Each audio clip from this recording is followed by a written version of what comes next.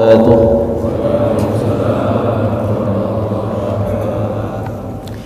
Bismillahirrahmanirrahim. Alhamdulillahi rabbil alamin. Alhamdulillahilladzi sadaqana wa'dah wa awrasana al-ardha natabawwa'u minal jannati haitsu nasha' fa ni'ma ajrul 'amilin. Asyhadu an la ilaha illallah wahdahu la syarika lah wa asyhadu anna sayyidana wa maulana Muhammadan abduhu wa rasuluh la nabiyya wa la rasula ba'dah, amma ba'd. Bapak-bapak sekalian, jamaah salat subuh yang dirahmati Allah Subhanahu wa taala, bersyukur kita kepada Allah atas limpahan nikmat yang diberikan kepada kita semuanya, terutama nikmat iman, juga nikmat sehat, sehingga kita bisa bersama-sama hadir kembali dalam majlis ilmu, dalam majlis pengajian kitab Al-Azkar min Kalami Sayyidil Abror. Mudah-mudahan dengan keberkahan daripada majlis kita ini, Allah Subhanahu wa taala akan memberikan rahmat kepada kita dan akan memberikan kemudahan dalam setiap urusan-urusan yang baik yang direncanakan oleh kita semuanya. Amin ya rabbal alamin. Salam dan salam semoga senantiasa tercurahkan kepada baginda Nabi sallallahu alaihi wasallam yang telah membawa risalah Islamiyah, sehingga kita semuanya termasuk bagian daripada umatnya yang insyaallah akan mendapat syafaatnya di yaumil qiyamah kelak. Amin ya rabbal alamin. Bapak-bapak, ibu sekalian, kita lanjutkan kajian kita pada kitab Al-Azkar min Kalami Sayyidil Abror, ta'lif, yakni kitab yang disusun oleh Al-Imam Al-Allamah Al-Mujtahid, seorang imam yang alim, memiliki pengetahuan yang sangat banyak. Al-Mujtahid, telah mencapai derajat mujtahid. Muhyiddin, yakni seseorang yang telah menghidupkan agama ini. Abi Zakaria Yahya bin Sharaf An-Nawawi rahimahullahu ta'ala, yang lahir pada tahun 631 Hijriah dan wafat pada tahun 676 Hijriah.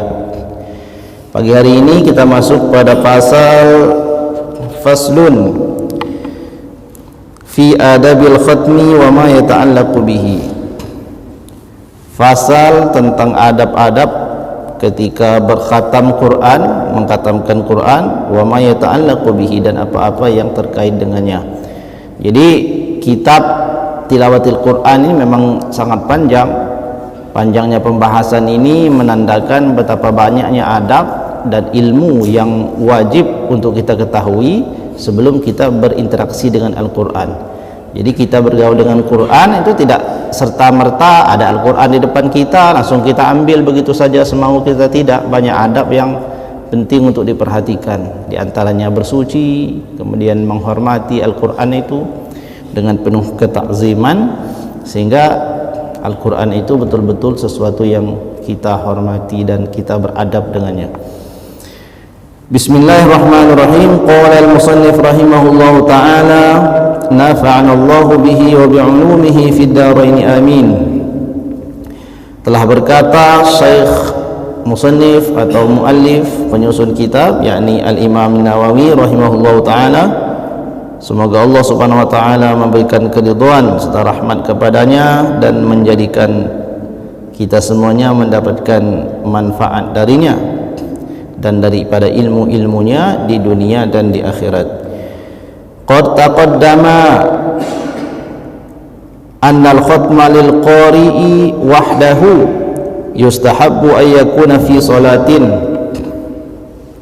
Dan telah ada penjelasan sebelumnya bahwasanya bagi seseorang yang mengkhatamkan Al-Quran itu secara sendirian, yustahabbu ayyakuna fi salatin, maka disunnahkan bagi orang tersebut mengkhatamkan Al-Qur'annya itu di dalam solatnya. Jadi bagaimana caranya supaya ketika dia khatam, ia dalam keadaan solat? Ya, ini bisa semua. Kenapa? Karena ayat terakhir itu kan surat An-Nas. Jadi ketika kita terakhir akan mengkhatamkan Quran itu, ya kita bawa di dalam solat kita, atau sejak awal jika memang memungkinkan dan mampu, terutama dalam solat-solat sunnah, ya kita memang mengkhatamkan Quran itu di dalam sholat. Nah, ini perkara yang disunnahkan. Bagi kita yang tidak hafal Al-Quran secara keseluruhan, yakni 30 juz, diperbolehkan di dalam sholat sunnah itu sambil melihat mushaf. Karena di dalam sholat itu yang tidak diperbolehkan bukan kaitannya dengan pandangan, tetapi dalam hal gerakan. Asal orang tersebut bisa menjaga dirinya, tidak terlalu banyak bergerak ketika sholat, maka sah sholatnya meskipun ia membaca mushaf. Maka bisa disiasati, sudah ada alatnya, orang dijual di pasar-pasar. Jadi tempat meletakkan Al-Quran ketika kita berdiri di dalam sholat. Jadi seseorang yang tidak hafal Al-Quran sudah selayaknya punya itu. Jadi orang itu kalau memang punya ghirah yang tinggi untuk mendapatkan ridha Allah Subhanahu wa taala dan menjalankan sunnah Nabi sallallahu alaihi wasallam, maka segala upaya ia lakukan untuk bisa mengamalkan itu, termasuk mencari tempat menempatkan Al-Quran di dalam sholat. Jadi ada tiangnya, di atasnya ada leharnya, kita beli Al-Qurannya yang besar, supaya ketika kita berdiri dari kejauhan sekitar jarak 1 meter di depan kita, kita bisa membaca Al-Quran itu. Sehingga satu rakaat kita mendapatkan 1 lembar, rakaat kedua lembar kedua, salam, setelah salam kita balik, nah, satu halaman lagi rakaat pertama, begitu terus menerus sampai khatam Quran itu. Nah, tidak perlu ditargetkan harus khatamnya berapa, ya tergantung banyak rakaat kita sholat ketika kita sholat di rumah, dalam sholat-sholat tahajud kita. Jadi alangkah sayangnya kalau kita tidak mengamalkan ini. Membaca Al-Quran itu satu huruf Allah beri ganjaran 10 kebaikan. Itu di luar sholat. Tapi kalau membacanya di dalam sholat, Allah lipat gandakan lagi menjadi lebih banyak daripada dibaca di luar sholat. Nah, jadi selain kita mengamalkan Quran ini, membacanya di luar sholat, di dalam sholat harus kita upayakan juga supaya kita ini beruntung. Rugi kita kalau kita tidak mengamalkan apa yang diamalkan oleh para ulama terdahulu, karena mereka ini, para ulama itu, ibu-ibu, bapak-bapak sekalian, telah terbukti sukses hidupnya, bukan baru mau coba-coba. Jadi kita hidup cuma sekali, jangan pernah mau hidup coba-coba, mencoba aliran ini, mencoba aliran itu, mencoba cara ini, mencoba cara itu. Jangan. Kenapa? Karena hidup kita ini berlalu. Apa yang kita lalui hari ini nggak bisa kita ulang lagi besok. Kita ikutilah mereka yang sudah selamat, terbukti hidupnya selamat, sukses hidup di dunia, diridhoi Allah Subhanahu wa taala, keilmuan mereka dipakai sampai akhir zaman. Itu tanda Allah meridhoi mereka. Amalan mereka itu apa? Ya kita tiru. Di antara amalan mereka itu adalah suka mereka ketika membaca Quran di dalam sholat dan mengkhatamkan Quran di dalam sholat. Itu ketika orang tersebut mengkhatamkan Quran sendiri. Wa amma man yakhtimu fi ghairi sholatin, dan adapun orang yang mengkhatamkan Al-Quran itu bukan di dalam sholatnya, wal jamaah, dan dia mengkhatamkannya itu dengan cara berkelompok, alladzina yakhtimuna mujtami'in, yakni mereka yang mengkhatamkan Al-Quran itu secara bersama-sama, berkumpul. Jadi mengkhatamkan Quran itu ada 2 caranya. Kita berkumpul seperti ini, pertama kita khatamkan sendiri, ya kita harus juga khatamkan sendiri. Kita punya Quran sendiri yang kita baca setiap hari, kita lanjut. Kemudian cara yang kedua, khatam Quran itu dengan cara berkumpul dalam satu majelis seperti kita ini. Kita baca giliran dari ujung yang paling kanan, baca dari Al-Fatihah terus, nanti yang lain menyimak terus sampai khatam. Kemudian cara yang ketiga adalah dibagi. Bagaimana dibagi itu? Ya sejumlah orang ini dibagi, membacanya serentak tapi ayatnya dibagi, sehingga khatam Qur'annya menjadi lebih banyak. Itu 3 cara yang diperbolehkan oleh para ulama dalam mengkhatamkan Al-Quran. Nah, atas orang yang mengkhatamkan Quran secara bersama-sama, secara berjamaah tadi itu, fayustahabbu ayyakuna khatmuhu fi awwalil laili au awalin nahari kama taqaddama, disunnahkan atas mereka itu mengkhatamkan Al-Quran, khatamnya itu pada awal siang yakni di pagi hari setelah sholat subuh, atau di awal malam yakni menjelang sholat maghrib atau setelah sholat maghrib. Kenapa? Karena sebelumnya sudah ada penjelasannya bahwa barang siapa yang mengkhatamkan Al-Quran pada awal daripada hari, maka laksana ia telah membaca Al-Quran itu selama sehari penuh. Dan barang siapa yang mengkhatamkan Quran itu pada permulaan malam, maka ia dihitung oleh Allah Subhanahu wa taala sebagai orang yang mengkhatamkan Quran sepanjang malam. Nah, kenapa bisa ditentukan ini? Khatamnya kenapa bisa ditentukan? Kalau berjamaah itu disunahkan pagi, kalau kemudian atau disunahkan awal malam, karena memang menghatamkan cepat. Kenapa? Karena banyak ya, karena bersama-sama. Adapun ketika sendiri, nah tidak bisa kita menghatamkan Quran itu dalam sekali duduk. Kemudian selanjutnya, wa yustahabbu siyamu yaumil khatmi, disunnahkan berpuasa pada hari ia akan khatam Al-Quran itu. Illa ayyusadifa yawman naha asy-syar'u an siyamihi, kecuali apabila khatam Qur'annya itu bersamaan dengan hari yang dilarang berpuasa. Seperti hari yang dilarang berpuasa itu ada berapa hari dalam satu tahun? Ada lima hari. Selain pada 5 hari ini, ketika dia khatam Quran, sunnah baginya berpuasa. 5 hari yang haram berpuasa itu adalah yang pertama Idain, 2 hari raya, Idul Fitri, Idul Adha, ditambah 3 hari tasyrik, tanggal 11, 12, 13 Zulhijjah. 5 hari itulah yang tidak boleh berpuasa. Selain daripada hari itu maka boleh berpuasa. Waqad sahha an Talhah, dan telah sahih riwayat daripada Talhah bin Musarrif wal Musayyab, dan daripada Musayyab bin Rafi' wa Habib bin Abi Sabit, dan Habib bin Abi Sabit at-tabi'ina al-kufiyina, yang mereka semua ini adalah para ulama tabi'in, orang-orang tabi'in mereka ini, al-kufiyina, orang-orang Kufah, ulama tabi'in yang tinggal di Kufah, rahimahumullah ajma'in, semoga Allah merahmati mereka semuanya. Annahum, bahwasanya mereka, kanu yusbihuna siyamal yawmal ladzi yakhtimuna fihi, mereka ini para ulama tabi'in yang ada di Kufah, terkenal ini kalau kita baca tarjamah ulama-ulama salaf, mereka ini termasuk ulama besar. Mereka membiasakan diri berpuasa pada siang hari ketika mereka akan khatam Al-Quran pada hari tersebut.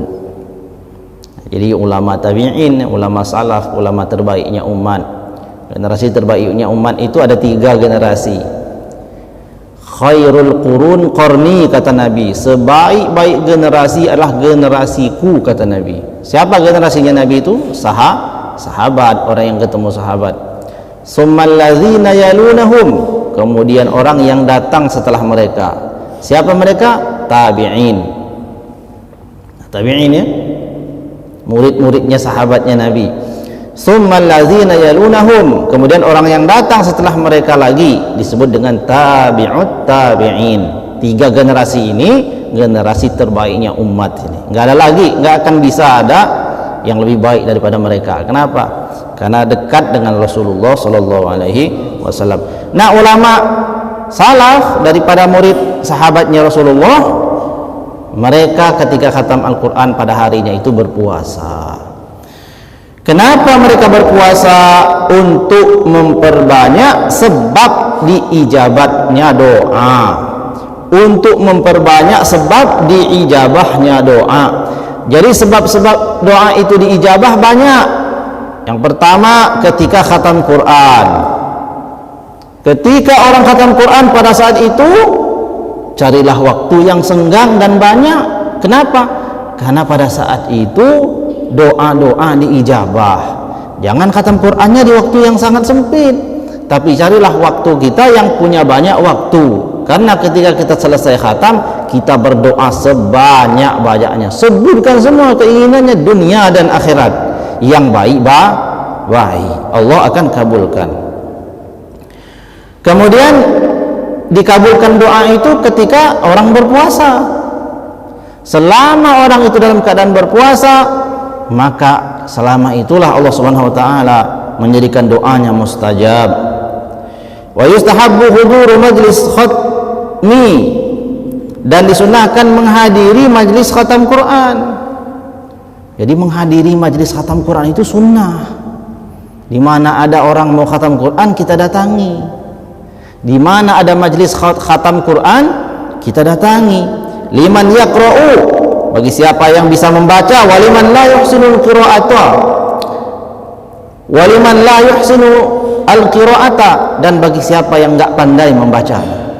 Jadi kalau kita bisa baca Quran, kita datang, kita menyimaknya, dan kita kalau bisa ikut baca di situ, ikut gabung. Tapi kalau enggak bisa baca, tetap sunnah datang apa? Untuk hadir mendapat keberkahan di tempat tersebut. Faqad rawaina fi sahihain, dan sungguh telah kami riwayatkan sebuah hadis yang berasal daripada sahihain, dua kitab sahih, yakni Al-Bukhari dan Muslim, anna Rasulullah sallallahu alaihi wasallam, bahwasanya Rasulullah sallallahu alaihi wasallam amaral huyyadha, memerintahkan wanita-wanita yang sedang haid, bil khuruji yaumal id, untuk keluar pada hari raya, yakni pada hari raya haji dan hari raya Idul Fitri. Fayashhadnal khaira, tujuannya agar mereka menyaksikan sesuatu yang baik, wa da'watal muslimin, dan dia menyaksikan serta mengaminkan doa dari orang-orang muslim. Daripada hadis ini, kata Imam Nawawi, beliau mengatakan di mana ada majlis-majlis yang baik, sunnah untuk dihadiri. Kenapa? Karena menyaksikan sesuatu yang baik, maka itu pun termasuk ibadah, dan mengaminkan doa orang-orang yang berdoa itu menjadi sebab dikabulkannya doa, dan menjadi sebab diturunkannya rahmat atas dirinya. Jadi ada majelis zikir, ya hadir. Enggak ikut zikir aja udah kecipratan baiknya. Ada majelis khatam Quran, datang. Meskipun hanya mengaminkan sepotong doa karena terlambat, itu sudah dapat keberkahannya. Nah, hadirin sekalian, keberkahan itu apa sih? Berkah itu, berkah itu baru kita lihat nyatanya nanti di akhirat. Di dunia ini baru bisanya itu kita rasakan. Berkah itu ada rasanya, Pak. Ada apa? Ketenangan jiwa, kebahagiaan terhadap kebaikan. Setelah dia melakukan kebaikan, dia bahagia. Setelah dia melakukan sesuatu yang salah, dia gelisah. Itu namanya berkah. Ada tanda iman di dalam hati orang itu, bila ia ketika telah melakukan kebaikan, dia syukuri kebaikannya itu. Jadi kita telah pulang ngaji, itu harus ada rasa bahagia di hati kita. Beda dengan ketika kita pulang dari masjid nggak ada ngajinya. Kita pulang dari majelis ilmu, harus kita bahagia. Kenapa? Tidak ada yang lebih membahagiakan kecuali daripada perkumpulan-perkumpulan yang baik itu. Jadi tidaklah orang berkumpul di suatu tempat, di rumah, daripada rumah-rumah Allah, kecuali Allah akan menurunkan bagi mereka itu malaikat-malaikat, menurunkan ketenangan di dalam hati mereka, di dalam jiwa mereka, dan Allah akan menyebut-nyebut mereka satu persatu di hadapan para malaikat. Jadi Allah Subhanahu wa taala membangga-banggakan orang yang hadir dalam majlis-majlis itu di hadapan para malaikat. Betapa Allah itu sangat menyukai orang-orang yang hadir di dalam majlis. Warawaina fi Musnad Ad-Darimi, dan kami riwayatkan di dalam Musnad Imam Ad-Darimi, an Ibni Abbas radhiyallahu anhuma, daripada Imam Ibni Abbas radhiyallahu anhuma, annahu kana yaj'alu rajulan yuraqibu rajulan yaqra'ul Qur'ana. Imam Ibnu Abbas ini punya utusan, punya orang yang beliau bayar. Tugasnya bukan nyangkul, bukan menanam padi, bukan. Kerjaannya dalam hari-harinya berjalan di jalan-jalan mencari di mana ada orang mau khatam Quran. punya mata-mata, tapi bukan mata-mata untuk ngintip orang berbuat sesuatu yang salah.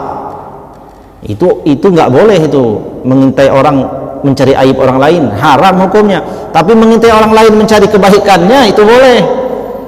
Jadi Ibnu Abbas ini membayar seseorang untuk mencari, hari ini siapa yang khatam Quran di kampung sana, ada.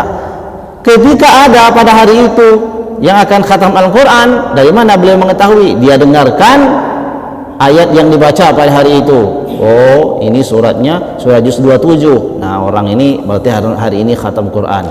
Lalu beliau datang menghadap kepada Imam Ibnu Abbas melaporkan, ya Ibnu Abbas, si fulan khatam Quran hari ini.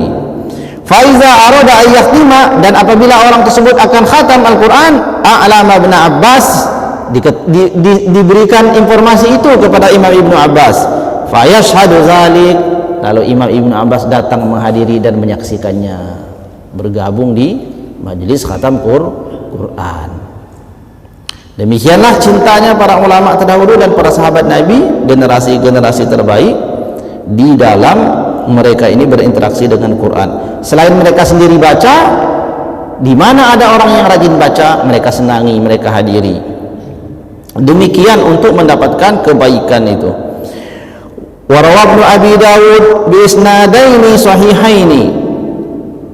Imam Abi Dawud meriwayatkan dengan dua sanadnya yang sahih, an Qatadah at-Tabi'i al-Jalili al-Imami, daripada Qatadah, seorang tabi'in yang mulia yang agung, al-Imam, seorang imam, sahibi Anasin, beliau adalah murid daripada Imam Anas bin Malik radhiyallahu anhu, qala, berkata, kana Anas bin Malik, kata Qatadah, sungguhnya Anas bin Malik, sesungguhnya guruku, kata beliau,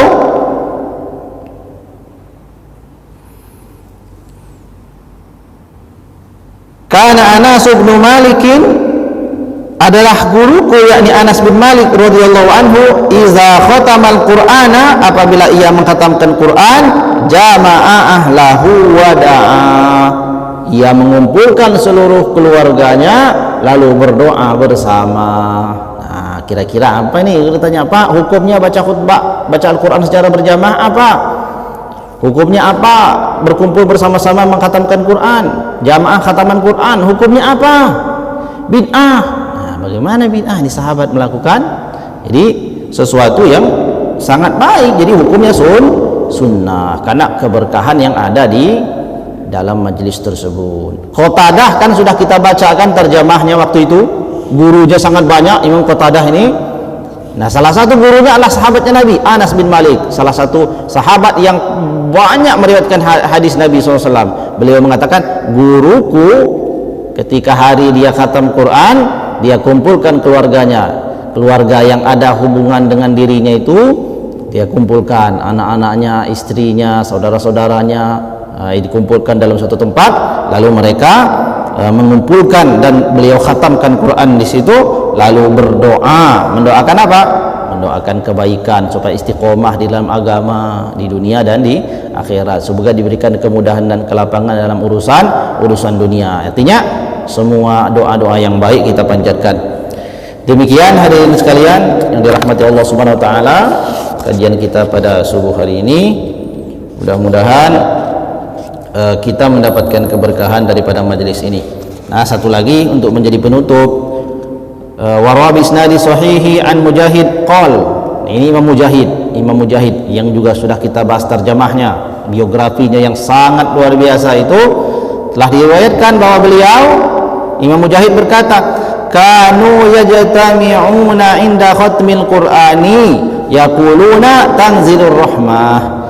Kata Imam Mujahid, adalah dulu para sahabat-sahabatnya Nabi, orang-orang terdahulu dari kalangan para tabi'in, senang berkumpul ketika membaca Al-Quran dan ketika khatam Al-Quran itu. Kenapa? Yaqulun, mereka berkata, tanzilur rahmah, mereka merasakan turunnya rahmat Allah pada saat khataman Al-Quran itu. Jadi ini, saksikan ini, sahabat Nabi, para sahabat, kemudian tabi'in, ulama-ulama besar terdahulu, tokoh-tokoh terbaik umat ini mereka berkumpul mengkhatamkan Quran karena mereka berkeyakinan bahwasanya pada saat itu Allah menurunkan rahman-Nya. Demikian, mudah-mudahan ada manfaatnya. Mohon maaf atas segala kekurangan. Wallahu a'lam bishawab. Wallahu al-muwaffiq ila aqwamit thariq. Wassalamualaikum warahmatullahi wabarakatuh.